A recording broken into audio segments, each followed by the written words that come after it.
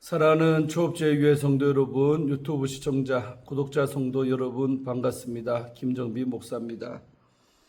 간밤에도 평안히 잘 주무셨습니까? 오늘은 2026년 7월 20일 월요일 아침입니다. 새로운 한 주의 시작입니다. 오늘도 좋은 하루 되시고 이번 한 주간도 좋은 한 주간 되시기를 주의 이름으로 축원드립니다. 제가 기도하고 오늘의 말씀 묵상을 시작합니다.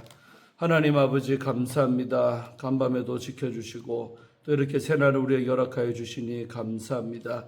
우리에게 주어진 이 하루도 하나님의 뜻대로 살게 하시고 하나님 앞에 영광 올려드리는 우리의 복된 삶이 되도록 역사하여 주시옵소서. 그리하려고 이 아침에도 하나님 말씀 앞에 섰사오니 하나님 말씀을 묵상하며 나를 향한 주의 음성 듣게 하시고 나를 향한 아버지의 마음을 느끼게 하시고 나를 향한 아버지의 뜻이 무엇인가 깨달을 수 있도록 지혜를 더하여 주옵소서. 이 시간을 성령 하나님께 의탁하옵고 우리를 죄에서 구원하신 예수님 이름으로 간절히 기도드리옵나이다. 아멘. 할렐루야. 좋은 아침입니다. 함께 오늘도 말씀 묵상하실 본문은 에스겔서 27장입니다. 26절부터 36절까지의 말씀입니다. 개역 개정판으로 한번 다 같이 읽도록 하겠습니다. 내 사공이 너를 인도하여 큰 물에 이르게 하며 동풍이 바다 한가운데에서 너를 무찔렀도다. 내 재물과 상품과 바꾼 물건과 내 사공과 선장과 내 배의 틈을 막는 자와 내 상인과 내 가운데 있는 모든 용사와 내 가운데 있는 모든 무리가 내게 네가 패망하는 날에 다 바다 한가운데에 빠질 것이며 내 선장이 부르짖는 소리에 물결이 흔들리리로다. 노를 잡은 모든 자와 사공과 바다의 선장들이 다 배에서 내려 언덕에 서서 너를 위하여 크게 소리질러 통곡하고 티끌을 머리에 덮었으며 제 가운데 뒹굴며 그들이 다 너를 위하여 머리털을 밀고 굵은 배로 띠를 띠고 마음이 아프게 슬피 통곡하리로다. 그들이 통곡할 때에 너를 위하여 슬픈 노래를 불러 애도하여 말하기를 두로와 같이 바다 가운데에서 적막한 자 누구인고 내 물품을 바다로 실어낼 때에 네가 여러 백성을 풍족하게 하였으며 내 재물과 무역품이 많으므로 세상 왕들을 풍부하게 하였었도다. 네가 바다 가운데 깊은 데에서 파산한 때에 내 무역품과 내 승객이 다 빠졌으며 섬의 주민들이 너로 말미암아 놀라고 왕들이 심히 두려워하여 얼굴에 근심이 가득하도다. 많은 민족의 상인들이 다 너를 비웃으며 네가 공포의 대상이 되고 네가 영원히 다시 잊지 못하리라 하셨느니라. 아멘. 네, 오늘도 본문 말씀 주의할 때 은혜 받으시기를 바랍니다. 26절과 27절 두 절은 우리 두로의 난파와 전면적인 붕괴가 주된 내용입니다.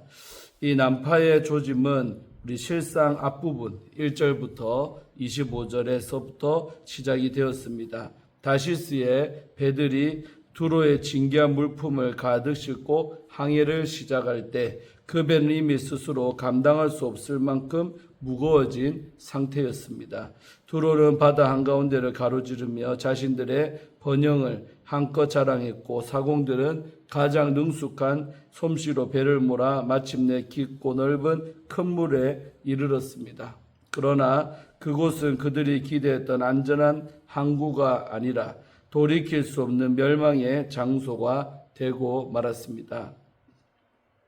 26절은 그 섬뜩한 반전을 선명하게 선포합니다.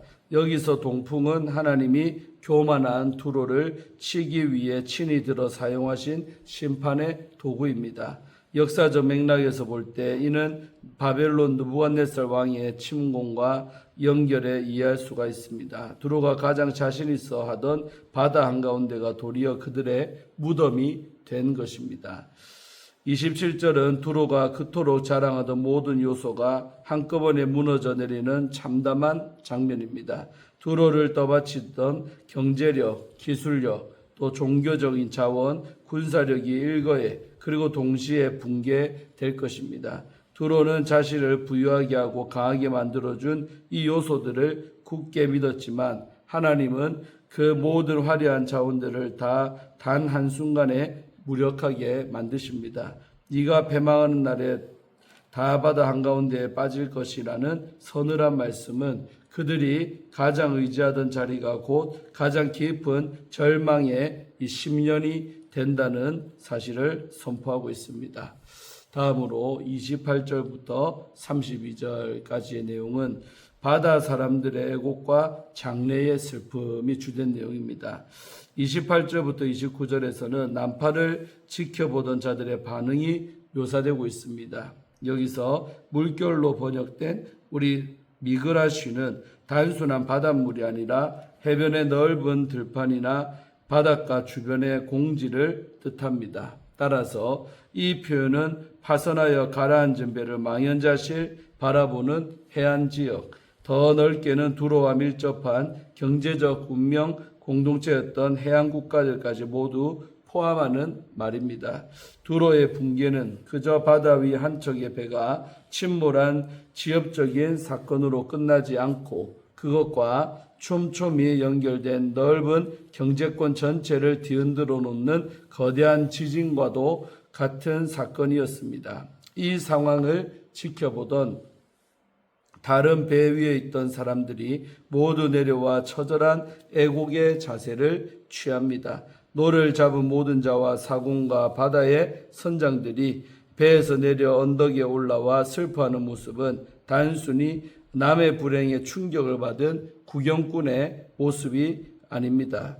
자신의 생계와 인생을 온통 걸었던 배가 눈앞에서 무너져 내리는 것을 지켜보는 자들의 깊은 절망이죠. 그들은 티끌을 머리에 덮어쓰고 제 가운데 뒹굴며 머리털을 밀고 굵은 배를 입고 목 놓아 슬피 통곡을 합니다. 이것은 히브리인들의 장래 관습과 정확히 일치하는 전형적인 애도의 표현입니다.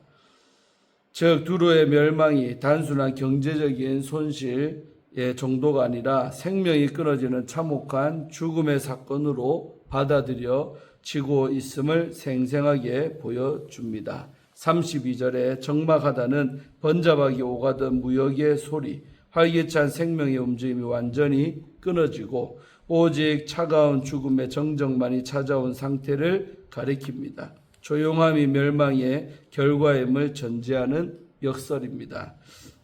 세상의 중심인 양 소란스럽고 번성하며 무사람의 시선을 끌어모으던 두로가 이제는 바다 한복판에서 말없이 사라져버린 허무한 존재가 되고 만 것입니다. 가장 화려하게 빛났던 곳이 가장 조용하고 차가운 무덤이 될 수 있고 세상에서 가장 강해 보이던 경제와 권력이 하나님의 입김 한 번에 가장 빠르게 침묵할 수 있음을 보여줍니다. 다음으로 33절에서 36절까지의 부분은 풍요의 종말과 열방의 경악이 나오고 있습니다.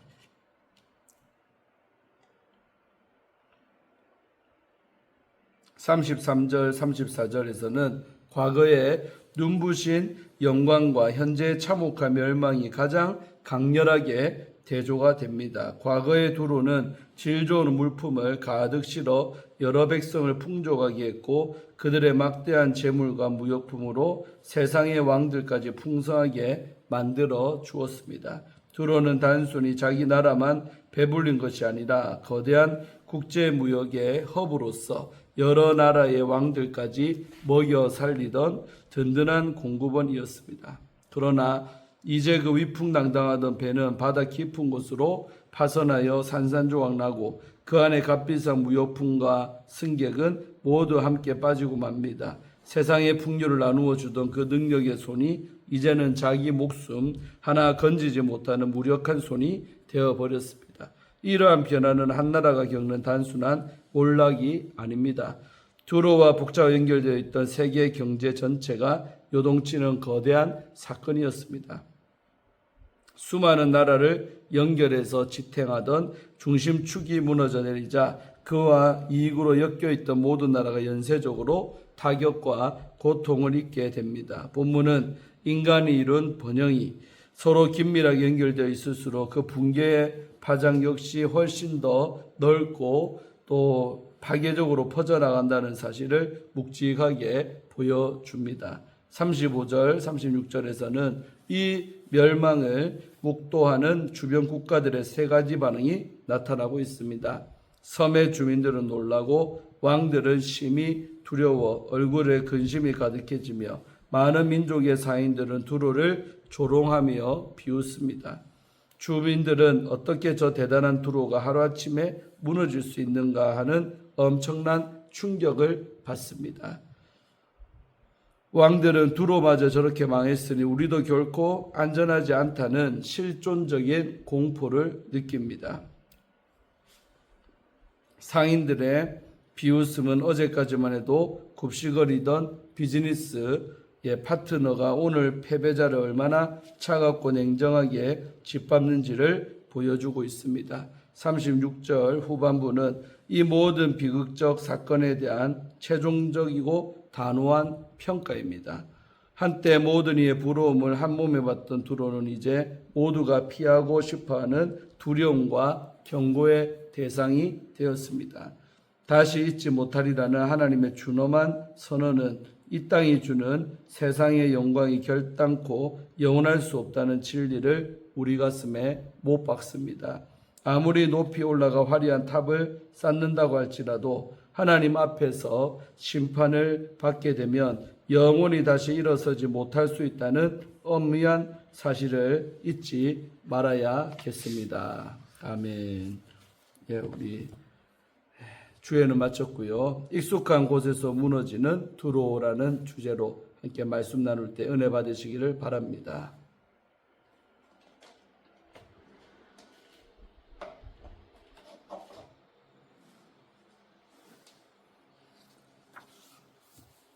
앞서 우리 에스겔은 두로를 화려한 상선으로 묘사를 하며 그 장엄한 모습과 방대한 무역망을 나열을 했습니다. 오늘 본문은 그 거대한 배가 마침내 바다 한가운데서 산산이 부서지는 장면입니다.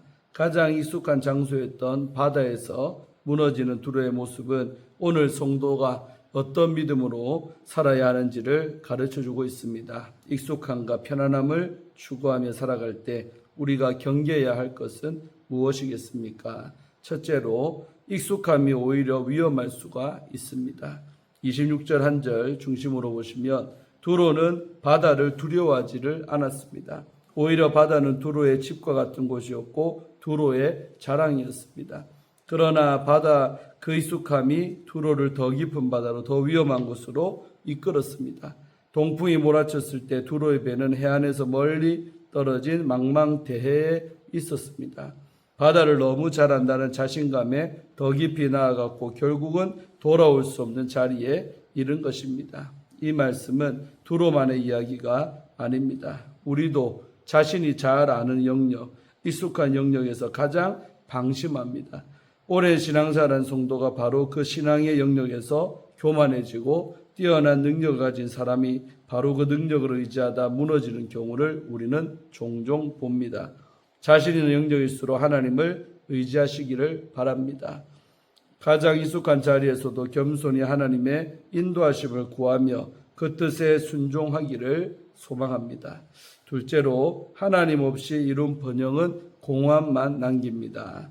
우리 28절부터 32절 중심으로 보시면 두로의 침몰 소식을 들은 사공들은 배에서 내려 땅에서 울며 티끌을 머리에 뿌리고 제 위에 구르고 두로를 위해 머리를 밀고 굵은 배를 두릅니다.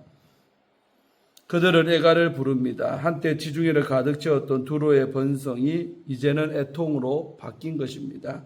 그들이 이토록 두로의 멸망을 슬퍼한 까닭은 두로의 번영이 자신들의 번영과도 연결되어 있었기 때문이죠. 두로가 사라지자 그들도 함께 흔들렸습니다. 하나님이 없는 번영은 그것이 사라질 때 진정한 애도가 아닌 두려움과 공허함만 남습니다. 반면에 하나님 안에서 살아간 삶은 소망을 남깁니다. 두로처럼 세상의 기준으로 화려하게 살다가 공허함을 남길 것인가? 아니면 하나님 안에서 겸손하게 살며 참된 유산을 남길 것인가를 우리는 선택해야 합니다. 우리 모두 믿음의 유산을 남기는 성도가 되시기를 주의 이름으로 축원합니다. 마지막 셋째로 화려함 뒤에는 끔찍한 결말이 따라옵니다.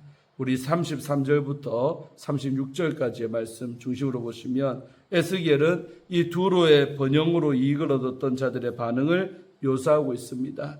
두로가 무너지자 열왕이 두려움에 떨고 장사꾼들이 경악을 합니다. 이는 절대 무너지지 않을 것처럼 여겼던 두로가 그처럼 무너졌다면 자신들은 어떻게 되겠느냐는 두려움이었지요. 화려했던 번영의 끝이 이토록 처참할 수 있다는 사실 앞에서 장사꾼들은 말을 잃었습니다. 이러한 모습은 현대를 살아가는 우리를 향한 경고의 메시지가 됩니다. 평안하고 안전한 삶의 환경에서 우리는 그 삶이 영원할 것이라는 착각 속에서 살기가 쉽습니다. 하지만 당장 안전해 보이는 것들도 하나님 없이는 끔찍한 종말로 이어질 수가 있습니다. 지금의 평안이 하나님의 은혜 안에 주어진 시간임을 기억하고 하나님 앞에 겸손히 서는 성도가 되시기를 주의 이름으로 축원합니다. 사랑하는 성도 여러분, 오늘 본문은 하나님의 익숙함 속에 교만을 심판하시는 분이며 그분이 떠난 화려함이 얼마나 비참한 끝을 맞이할 수 있는지를 가르쳐 줍니다. 두로의 침몰은 자신의 능력과 번영에 안주하며 하나님을 잊은 모든 삶에 대한 경고입니다. 가장 자신 있는 영역에서도 방심하지 말고 하나님의 인도하심을 구하시기를 바랍니다. 하나님은 겸손히 그분을 의지하며 순종하는 마음을 기뻐하십니다. 하나님의 은혜를 기억하며 겸손히 그분 앞에 서시는 성도님들 되시기를 주의 이름으로 축원합니다. 아멘. 예, 마지막으로 우리 팀 켈러, 명언에서 자주 인용하시는 목사님인데 우리 팀 켈러 목사님이 쓴 방탕한 선지자라는 책의 일부분을 읽어드리고 마치려고 합니다. 누구나 무엇인가를 의지하여 정체성을 확보합니다. 이것 때문에 나는 의미 있는 존재야. 그들이 나를 환영해 주었으니 이제 괜찮아. 그런데 그것이 무엇이고 그들이 누구든 그것과 그들이 우리의 실질적인 신이 되고 우리가 누구인지 말해주는 가장 심오한 진실이 됩니다. 그것들은 우리가 어떤 상황에서도 반드시 소유해야 하는 것들입니다. 최근에 나는 어떤 금융기관의 회의에 참석한 사람과 대화를 나누게 되었습니다. 여러 번 걸친 회의 끝에 그 금융기관에서는 신기술에 투자하기로 결정을 했습니다. 사적인 자리에서 회의 참석자 개개인과 대화를 하며 그 기술이 사회에 미치는 영향에 대해 의구심이 있음을 다들 인정하게 되었습니다. 그들은 그 기술로 일자리 하나가 생길 때마다 수많은 다른 일자리가 사라질 것이고 그 기술을 주로 사용하게 될 젊은이들에게도 해로운 영향을 줄 것이라고 생각을 했습니다. 그러나 그 기술에 투자하지 않으면 수십억의 이익을 포기해야 합니다. 재정적인 성공이 무조건적이고 맹목적인 충성을 요구한다면 그것은 이미 종교적 대상, 즉 신, 심지어 구원의 기능을 하고 있는 것입니다. 성경은 그 이유를 다음과 같이 설명합니다.